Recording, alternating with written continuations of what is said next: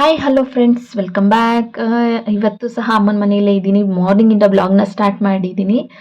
ಇನ್ನು ಪಾಪು ಮಲ್ಕೊಂಡಿಲ್ಲ, ಹಾಗಾಗಿ ನಾನು ರೆಡಿ ಆದೆ. ಕೆಲವೊಂದು ಸ್ವಲ್ಪ ಹೊರಗಡೆ ಹೋಗಬೇಕಾಗಿತ್ತು, ಅಂದರೆ ಸಿಟಿಗೆ ಹೋಗಬೇಕಾಗಿತ್ತು. ಹಾಗಾಗಿ ಆ ಪಾಪು ಇನ್ನೂ ಮಲ್ಕೊಂಡಿಲ್ಲ. ಅವಳಿಗೆ ಸ್ನಾನ ಮಾಡಿಸ್ಬಿಟ್ಟು ಕರ್ಕೊಂಡು ಹೋಗಬೇಕು. ಅವಳಿಗೆ ಸ್ವಲ್ಪ ಏನು ಸರಿ ತಿನ್ನಿಸಿ ಮಲಗಿಸಿದ್ದೀನಿ. ನಾವು ಸ್ವಲ್ಪ ಪೋಸ್ಟ್ ಆಫೀಸ್ ಹತ್ರ ಹೋಗಬೇಕಾಗಿತ್ತು, ಹಾಗಾಗಿ ಹೋಗಿದ್ದು. ಮಗುಗೆ ಒಂದು 8 ವರ್ಷದೊಳಗಡೆ ಇರಬೇಕಿದ್ರೆ ಒಂದು ಪ್ಲ್ಯಾನಿಂಗ್ ಓಪನ್ ಮಾಡಿಸೋಣ ಅಂತ ಹೇಳಿ ನಮ್ಮದು ಪ್ಲ್ಯಾನಿಂಗ್ ಇದೆ. ಹಾಗಾಗಿ ಓಪನ್ ಮಾಡಿಸೋಣ ಅಂತ ಹೋಗಿದ್ದೆ. ಡಾಕ್ಯುಮೆಂಟ್ಸ್ ಏನೇನು ಬೇಕು, ಹೀಗೆ ಡಾಕ್ಯುಮೆಂಟ್ಸ್ ಏನೇನು ತೊಗೊತಿದ್ದಾರೆ ಅಂತ ಹೋಗಿದ್ದೆ. ಬಟ್ ಅಲ್ಲಿ ನಮ್ಮ ಡ್ಯಾಡಿ ಯಾವುದೋ ಒಂದು ಪ್ಲ್ಯಾನಿಂಗ್ ಓಪನ್ ಮಾಡಿಸಿದ್ರು. ಅವ್ರದ್ದು ಈ ವಯಸ್ಸಾದ್ಮೇಲೆ ಯಾವುದೋ ಒಂದು ಪ್ಲ್ಯಾನಿಂಗ್ ಓಪನ್ ಮಾಡಿಸಿದ್ರು, ಅವ್ರು ಮಾಡ್ತಾಯಿದ್ರು. ಬಟ್ ಅವಳಲ್ಲೂ ನಿಲ್ಲಿಲ್ಲ, ಅಲ್ಲೇ ಹೊರಗಡೆ ಓಡಾಡಿಸ್ತಾ ಇದೆ. ಇದು ಎಲ್ಲಿರೋದು ಅಂದರೆ SSIT ಕಾಲೇಜು ಗ್ಲೋಬ್ ಒಳಗಡೆ ಇರೋದು ಇದು, ಈ ಪೋಸ್ಟ್ ಆಫೀಸು. ಇನ್ನೊಂದಿದೆ ಸ್ವಲ್ಪ ಮರಳೂರು ಹತ್ರ ಇದೆ ಅನ್ಕೊತೀನಿ. ಬಟ್ ನಾವು ಇಲ್ಲೇ, ನಮ್ಮ ಡ್ಯಾಡಿ ಇದ್ದಾರಲ್ಲ, ಇಲ್ಲೇನಾರ ಓಪನ್ ಮಾಡಿಸೋಣ. ಅಮೌಂಟು ಇನ್ನೇನು ATM ಥರ ಅದಕ್ಕೂ ಕೊಡ್ತಾರಂತೆ, ಹಾಗಾಗಿ ಇಲ್ಲೇ ಓಪನ್ ಮಾಡಿಸೋಣ ಅಂತ ಅಂದ್ಕೊಂಡು ನಾವು ಬಂದು ಅಷ್ಟೊತ್ತಿಗೆ ಇವಳು ಹೋಗಿ ಗಾಡೀಲಿ ಬಿದ್ದು ಬಂದಿದ್ದಾಳೆ. ಅದೇ ನಮ್ಮ ಅಕ್ಕ ನಿಂತಿರೋ ಗಾಡಿಗೆ ಹಿಂದೆಯಿಂದ ಬಂದು ಗುದ್ದಿದ್ದಾನೆ. ಇವಳು ಕರೆಕ್ಟ್ ರೂಲ್ಸ್ ಏನಿದೆ ಅದನ್ನ ಫಾಲೋ ಮಾಡಿದ್ದಾಳೆ. ಪಕ್ಕಕ್ಕೆ ಬಂದು ನಿಲ್ಲಿಸಿದ್ದಾಳೆ. ಎಷ್ಟೋ ಹೊತ್ತಾದಮೇಲೆ ಹಿಂದೆಯಿಂದ ಬತ್ತಿರೋನು ಕಂಟ್ರೋಲ್ ಮಾಡೋಕ್ಕಾಗದೆ, ಹಿಂದೆಯಿಂದ ಇಬ್ಬರು ಬತ್ತಿರೋ ಕಂಟ್ರೋಲ್ ಆಗದೇ ಬಂದು ಹೊಡೆದಿದ್ದಾರೆ. ಮೊಣ್ಕೈಲಿರೋದು ಮೂಳೆ ಸೈಡಿಗೆ ಬಂದುಬಿಟ್ಟಿದೆ, ಅಷ್ಟೊಂದು ಫ್ರ್ಯಾಕ್ಚರ್ ಆಗಿದೆ. 1.5 ತಿಂಗಳೇನು 2 ತಿಂಗಳು ಮಿನಿಮಮ್ ಅಂದ್ರೂ ಅವಳು ಫುಲ್ ಹುಷಾರಾಗೋಕ್ಕೆ 2 ತಿಂಗಳು ಬೇಕು. ಬೇಗ ಹುಷಾರಾಗಲಿ ಅಷ್ಟೇ. ಇನ್ನು ಯಾಕಂದರೆ ಮಕ್ಳುಗಳು ಇನ್ನೂ ಚಿಕ್ಕದು, ಅವನು ಇನ್ನೂ ಚಿಕ್ಕವನು, 3 ವರ್ಷ 3.5 ವರ್ಷ ಅಷ್ಟೇ ಅವನಿಗೆ. ಇವಳು ಸ್ಕೂಲ್ಗೆ ಹೋಗಬೇಕು, ಅವಳಿಗೆ ಜಡೆ ಹಾಕಬೇಕು, ತಿಂಡಿ ಮಾಡಬೇಕು. ಈಗ ಇದ್ದಿದ್ರಲ್ಲಿ ಬೆಟರ್ ನಾನೊಂದು ಸ್ವಲ್ಪ ದಿನ ನೋಡಿಕೊಂಡು ಬಂದಿದ್ದೀನಿ. ನಾನು ಬ್ಯಾಂಗ್ಳೂರಿಗೆ ಆಲ್ರೆಡಿ ರಿಟರ್ನ್ ಆದೆ. ಒಂದು 5 ಡೇಸ್ ಇದ್ದೆ ಅಷ್ಟೇ ಅವಳ ಜೊತೆ. ಆದಮೇಲೆ ನಾನು ಒಂದು ಸ್ವಲ್ಪ ದಿನ ನೋಡಿಕೊಂಡು ರಿಟರ್ನ್ ಆದೆ ನಾನು. ಬಟ್ ಹಿಂಗಾಗಿದ್ದು ಒಂದು ಸಿಕ್ಕಾಪಟ್ಟೆ ಬೇಜಾರಾಯಿತು. ಅವಳಂತೂ ನೈಟೆಲ್ಲ ನಿದ್ದೆನೇ ಮಾಡ್ತಿರ್ಲಿಲ್ಲ, ಅಷ್ಟೊಂದು ನೋವು ಅನುಭವಿಸ್ತಾ ಇದ್ಲು. ಹಾಗೆಯೇ ಫುಲ್ಲು ಶಾಕಿಂಗ್ ನ್ಯೂಸ್ ನಮಗಂತೂ. ನಮ್ಮ ಮನೆಗೆ ಬಂದಮೇಲೆ, ನಮ್ಮ ಅಜ್ಜಿ ಮನೆಯಿಂದ ಬಂದಮೇಲೆ ಶಾಕಿಂಗ್ ನ್ಯೂಸು. ಡೈರೆಕ್ಟ್ ಹಾಸ್ಪಿಟಲಿಗೆ ತೋರಿಸ್ತಿಲ್ಲ ಇವರು, ನಾಟಿ ಪಟ್ಟಾಕ್ತಾರೆ ಅಂತ ಕೆಲವ್ರಿಗೆ ಗೊತ್ತಿರುತ್ತೆ, ಪಟ್ಟಾಕ್ತಾರೆ ಅಂತ ಹೇಳ್ತಾರೆ. ಅಲ್ಲಿ ತೋರಿಸ್ತಾ ಇದ್ದಾರೆ. ಒಂದು 4 ವೀಕ್ ಬನ್ನಿ ಅಂತ ಹೇಳಿದ್ದಾರೆ. ಹಾಗಾಗಿ ಒಂದು 5 ಡೇಸ್ ಹಾಗೆ ಮಕ್ಕಳನ್ನೆಲ್ಲ ಸ್ಕೂಲಿಗೆ ಕಳ್ಸೋದಾಗಿರ್ಬೋದು, ನನ್ನ ಕೈಲಿ ಏನಾಗುತ್ತೋ ಅಷ್ಟು ನಾನು ಹೆಲ್ಪ್ ಮಾಡಿದೆ. ಇನ್ನು ಮಾರ್ನಿಂಗ್ ಫ್ರೈಡ್ ರೈಸಿಗೆ ಮಾಡಬೇಕು ಅಂತ ಅನ್ನ ಮಾಡಿ ಇಟ್ಟಿದ್ದೆ. ಇನ್ನು ಹಚ್ಕೊಬೇಕಿತ್ತು. ಇವಳು ಬೇರೆ ಸ್ನಾನ ಮುಗಿಸ್ಕೊಂಬಂದಿದ್ಲು, ಅವಳಿಗೂ ರೆಡಿ ಮಾಡಬೇಕಿತ್ತು.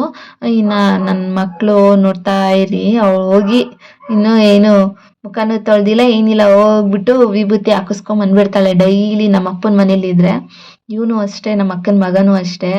ಎಷ್ಟು ತೀಟೆ ಅಂದರೆ ಸಿಕ್ಕಾಪಟ್ಟೆ ತೀಟೆ. ಅವಳು ಅವನ ಜೊತೆ ಸೇರ್ಕೊಂಡು ಸಿಕ್ಕಾಪಟ್ಟೆ ತೀಟೆ ಆಗ್ಬಿಟ್ಟವಳೆ. ನಮಗಂತೂ ಒಂದು ವಾರ ಎಲ್ಲೋ ಹುಚ್ಚಿಡ್ದಂಗೆ ಆಗ್ಬಿಟ್ಟಿತ್ತು, ಅಷ್ಟೇ ಆಗ್ಬಿಟ್ಟಿತ್ತು. ಇವನು ನೋಡಿ, ಅವ್ನು ಹೇಳ್ತಾ ಇದ್ದಾನೆ, ನಾನು ಚೆನ್ನಾಗಿ ಕಾಣಿಸ್ತಾ ಇದ್ದೀನಾ, ನಾನು ಯೂಟ್ಯೂಬಲ್ಲಿ ಬರ್ತಾ ಇದ್ದೀನಿ, ಚೆನ್ನಾಗಿ ಕಾಣಿಸ್ತಾ ಇದ್ದೀನಾ ಅಂತ ಹೇಳ್ತಾ ಇದ್ದಾನೆ ಅವನು.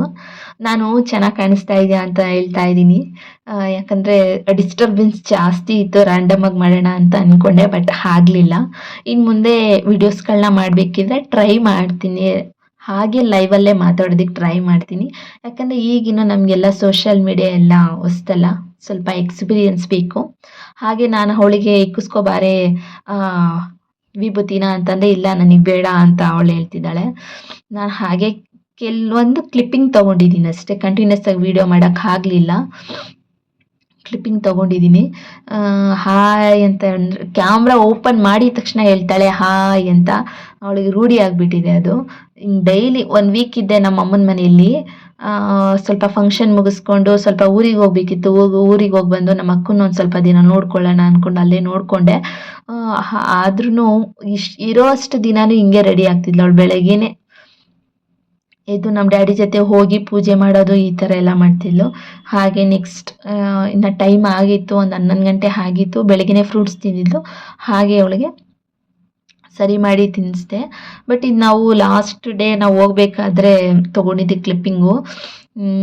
ಏನಂದರೆ ಇವಳು ತುಂಬ ಸ್ಟ್ರಾಂಗ್ ಆಗಿದ್ದಾಳೆ. ಸೆಕೆಂಡ್ ಡೇನೇ ಅವಳು ಕೈ ಆಡಿಸೋದಕ್ಕೆ ಸ್ಟಾರ್ಟ್ ಮಾಡಿದ್ಲು, ಸ್ವಲ್ಪ ಸ್ವಲ್ಪ ಹಂಗೂ ಸ್ವಲ್ಪ ಊತ ಬರೋದು ಎಲ್ಲ ಆಗೋದು.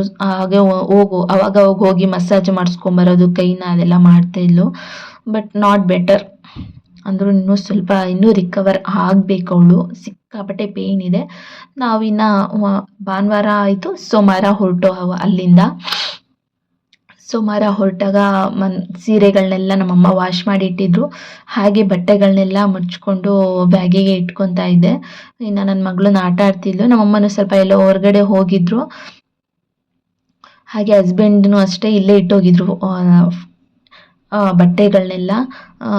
ಎಲ್ಲ ಹಾಗೆ ಎತ್ಕೊಂಡು ಬರ್ತಾ ಇದ್ದೀನಿ. ಯಾಕಂದರೆ ಇನ್ನೊಂದ್ಸರಿ ನಾನು ರಿಟರ್ನ್ ಹೋಗೋಷ್ಟೊತ್ತಿಗೆ ಚಿಕ್ಕದಾಗ್ಬಿಡುತ್ತೆ ಮಗುದು. ನಮ್ಮದು ಬಿಟ್ರು ಮಕ್ಳದು ಅಲ್ಲಿ ಬಿಡಕ್ಕೆ ಹೋಗಲ್ಲ. ಬಂದು ಡೈಲಿ ಯೂಸ್ಗಂತ ಹೇಳಿ ಮಾಡ್ಕೊಂಡ್ಬಿಡ್ತೀನಿ. ಆದ್ರೂ ತುಂಬ ಬೇಜಾರು ಈ ಬ್ಲಾಗ್ ಮಾಡೋಕ್ಕೆ, ವಾಯ್ಸ್ ಓವರ್ ಕೊಡೋಕ್ಕೆ ಬೇಜಾರು. ಯಾಕಂದರೆ ಅವಳು ಸಿಕ್ಕಾಪಟ್ಟೆ ನೋವು ತಿಂದ್ಬಿಟ್ಲು ನಮ್ಮ ಮುಂದೆನೇ. ಬೇಜಾರಂತೂ ಸಿಕ್ಕಾಪಟ್ಟೆ ಆಯಿತು ಅಂತಲೇ ಹೇಳ್ಬೋದು. ಒಂದು ವಾರ ಎಲ್ಲರೂ ಜೊತೆಲಿದ್ದೋ, ನಮ್ಮ ಅಕ್ಕನ ಫ್ಯಾಮಿಲಿ, ನಮ್ಮ ಫ್ಯಾಮಿಲಿ ಆಗಿರ್ಬೋದು, ಎಲ್ಲರೂ ಜೊತೆಲಿದ್ದೋ.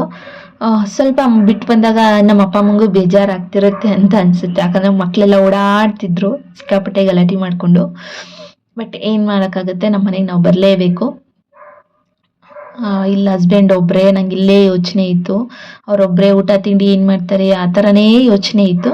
ಬಟ್ ಅವಳು ಸ್ವಲ್ಪ ಸ್ವಲ್ಪ ಅಂದರೆ ಜಾಸ್ತಿ ಎಲ್ಲ, ಸ್ವಲ್ಪ ಕೈ ಆಡಿಸೋದಕ್ಕೆ ಸ್ಟಾರ್ಟ್ ಮಾಡಿದ್ಲು. ಹಾಗಾಗಿ ನಾನು ಹೊರಟಿ ಬಂದೆ. ಪಾಪ ಅವಳು ಅರ್ಥ ಮಾಡ್ಕೊತಾಳೆ, ಅಲ್ಲೂ ನನ್ನ ಹಸ್ಬೆಂಡ್ ಒಬ್ಬರೇ ಅಂತೇಳಿ ಅರ್ಥ ಮಾಡ್ಕೊತಾಳೆ. ಇಲ್ಲಿ ಜೊತೆಗೆ ಯಾರನ್ನೋ ಒಬ್ರು ಸಪೋರ್ಟ್ ಇದ್ದೀರಿ, ಇನ್ನೂ ಒಂದು ಸ್ವಲ್ಪ ದಿನ ನೋಡ್ಕೊತಾ ಇದ್ದೆ.